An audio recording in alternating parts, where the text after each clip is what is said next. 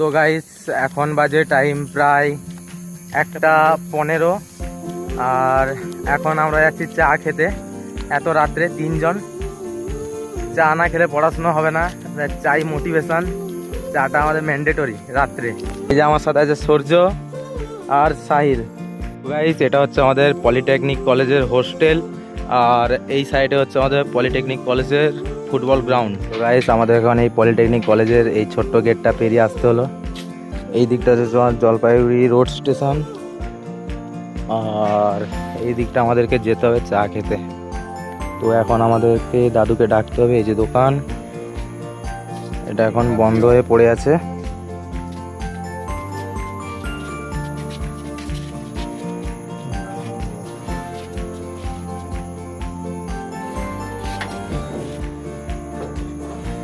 দাদু টাকাটা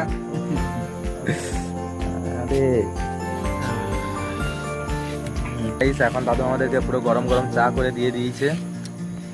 এই যে এইদিকে এটা হচ্ছে আমার মেন রোড। আগে দাদুর দোকান ওই সাইডটাতে ছিল, আর এখন নতুন করে এইখানে করেছে।